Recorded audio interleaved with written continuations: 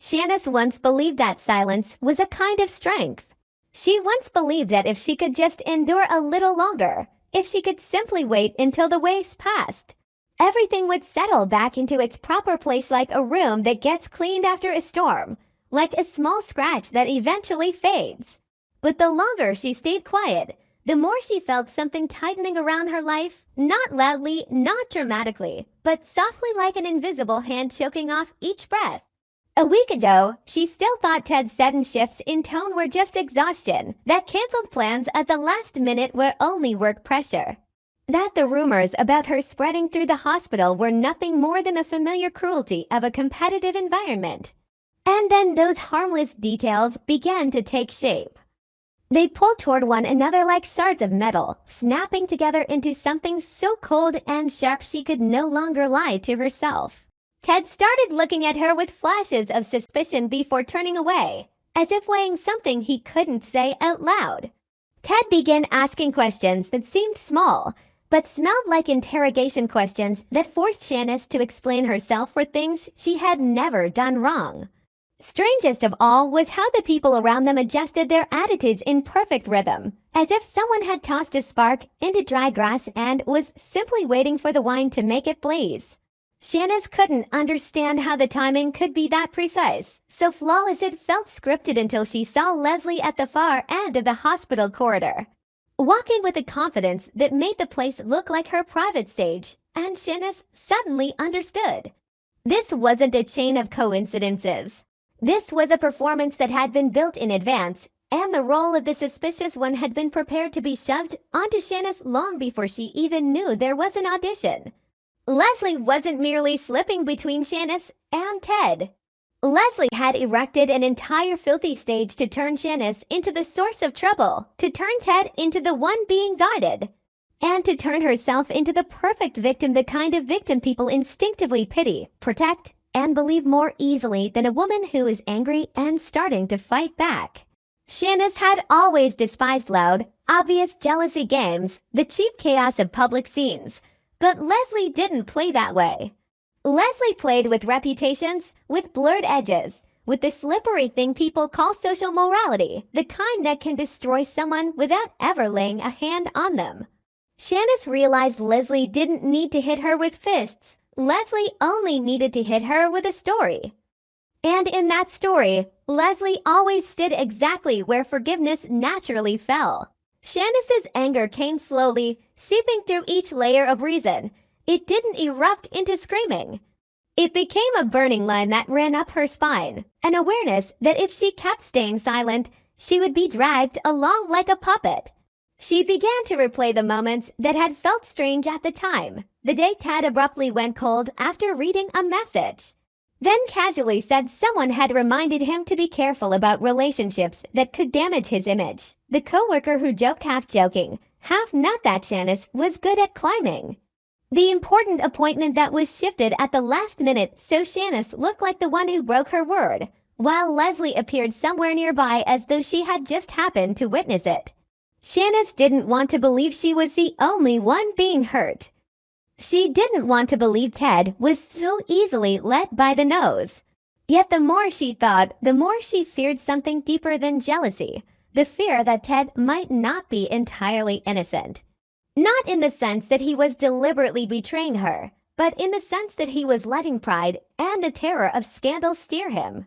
If Ted was being manipulated by Leslie, then what Leslie held wasn't only his emotions, it was his Achilles heel, his image. And a man who values image above truth can do cruel things, even to the woman he loves. Shanice began to wonder whether she had been soothing herself too much just to protect this relationship. Had the doubt Leslie planted truly disappeared, or was it only sleeping inside Ted, waiting for the next strike to wake it? When Shanice decided to act, she didn't choose the easy path. She didn't choose a public confrontation. A public confrontation would only hand Leslie the victim role on a silver platter. Shanice understood that if you want to defeat someone who builds stages, you have to fight backstage. She began to look for Leslie's blind spots, the things Leslie assumed no one could see, no one would dare touch. because touching them meant brushing against the dark underside of a system. Shanice worked in a world where everything left traces: schedules, calls, cameras, transactions. Leslie could be brilliant at inventing narratives, but invention didn't erase money trails. Shanice didn't need to be a detective. She only needed to be patient, like someone collecting broken glass, piece by piece, even if her hands bled, because with enough fragments, she could reconstruct the cup that had been smashed. Quietly, she started noting the exact moments Ted's attitude shifted and comparing them to the times Leslie appeared around him. She went back to the canceled messages and lined them up against odd schedule changes. She listened to the rumors without reacting, not to swallow them, but to trace their origin. Who said it first? Who repeated it? Who embellished it? Each rumor was like a narrow road leading back toward the same axis. And at the end of that axis, Leslie's shadow always lingered. But Shanice also understood that evidence wasn't only paperwork. Evidence was psychology. Leslie didn't merely want to take Ted. Leslie wanted to turn love into a weapon, a leash she could wrap around him. Shanice gradually began to see a more sinister structure: edited photos appearing at the exact moment Ted had an important event.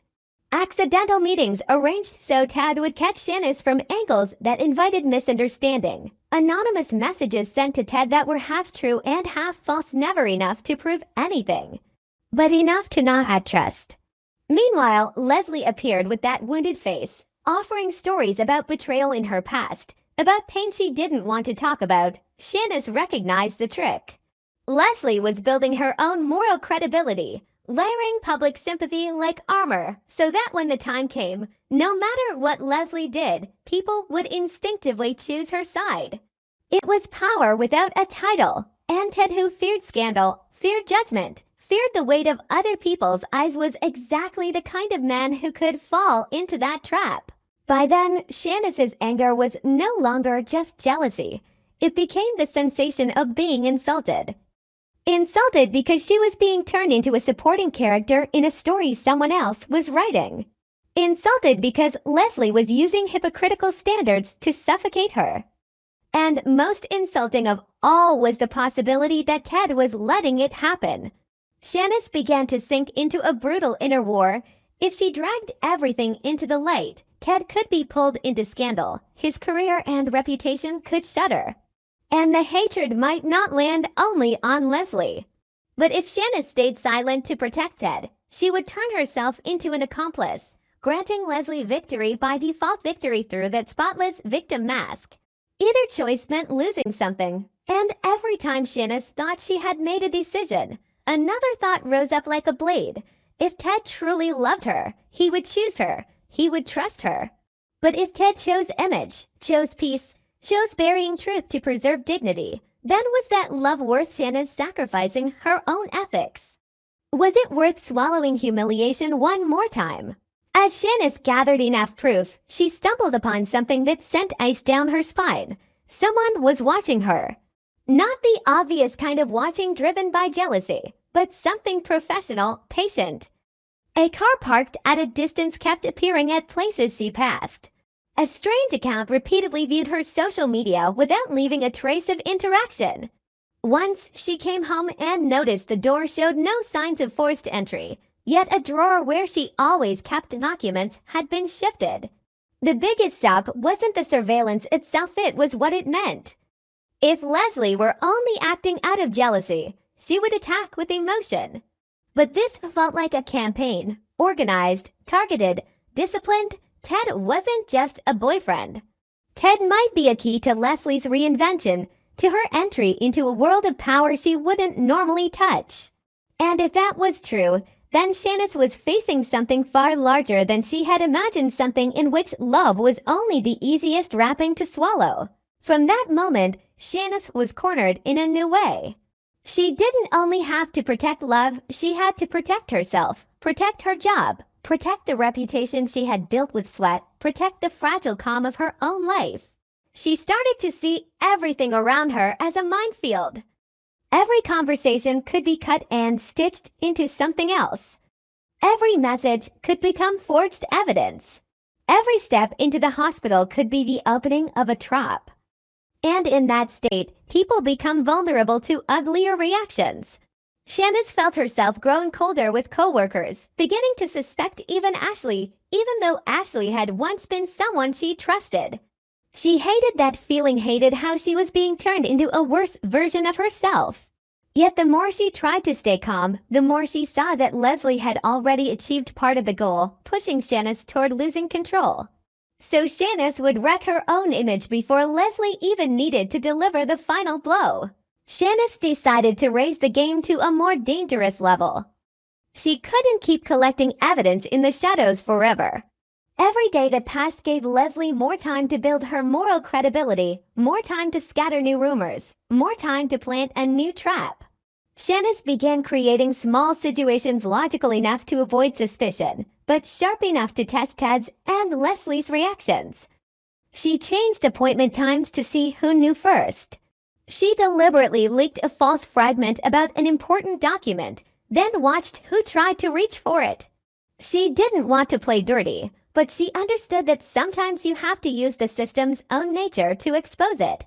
Each time she did it, she felt herself sliding a little farther from the professional principles she had always guarded, and that made her furious at Leslie, furious at herself, and terrified that one day she wouldn't recognize who she had become. But she also saw another truth with brutal clarity.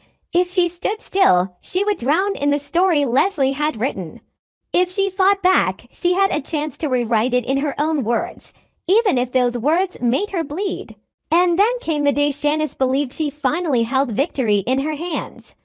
She had a chain of money transfers tied to the person who supplied the manipulated photos. She had schedule links proving the accidental encounters were staged. She even had something more vicious than betrayal, evidence that someone had contacted a third party to control posts and rumors, forcing Ted toward the safe choice Leslie wanted. But just as Shanice prepared to flip the table, she realized her greatest weakness wasn't the lack of proof, it was her heart. Because proof only mattered if Ted was willing to look at it. If Ted chose to bury it to protect his image, Shanice would be turned into the destroyer, the woman who made a scene, the woman who dragged a poor man into scandal. And then Leslie would become even more perfect. Leslie would stand in the crowd with just enough pain to be pitied, just enough strength to be admired, while Shanice would become the jealous, unstable woman Leslie had been writing all along. The night before everything could change, Shanice sat alone with the sensation of holding a double-edged knife. She thought about Ted, about the moments when he made her believe love could be shelter. She thought about her career, what she had traded in order to be respected in rooms where she had once been dismissed. And she thought about Leslie, about that confident gaze that carried the certainty of a victory decided long ago. Shanice understood the real question was no longer whether she could destroy Leslie. The real question was what she was willing to sacrifice to win. If she revealed the truth, she might save herself but shatter Ted. If she stayed silent to save Ted, she might keep love but kill her own dignity and hand Leslie the power she craved. And if she chose what was right, would that be the choice that cost her Ted forever? Just as Shanice spiraled through these choices, a final signal arrived like fate's exclamation point, a strange notification, a warning that wasn't direct, but clear enough to understand someone was tracking her steps. It wasn't an explicit threat, just a sign that the evidence she possessed had been touched before she could use it. Shanice stood frozen, feeling as if the ground beneath her had cracked open.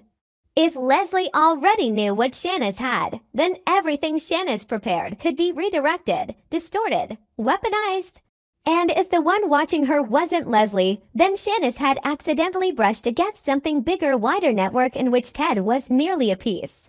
And Shanice was only the excuse for an opening move. She suddenly understood why Leslie had to build the image of the perfect victim. Not only to reclaim Ted, but to secure moral authority for the final reversal, the reversal that, when it came, would place Leslie on the legal and public side of things, and Shanice on the condemned side. And the most terrifying part was that Shanice no longer knew where Ted would stand when that storm finally hit.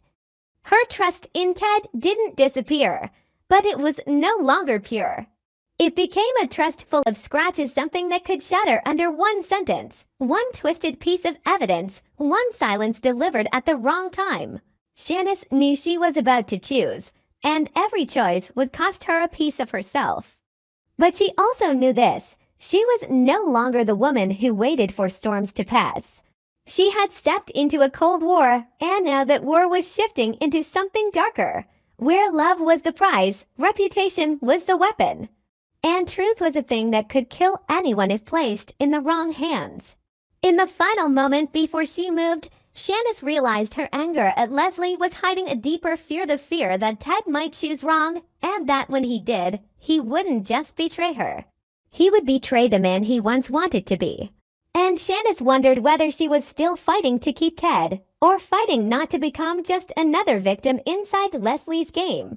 She drew a long breath, held the fragments of evidence as if she were holding a flame with bare hands, and stepped toward the boundary where one more move would make everything explode and no one would be able to pretend nothing had ever happened.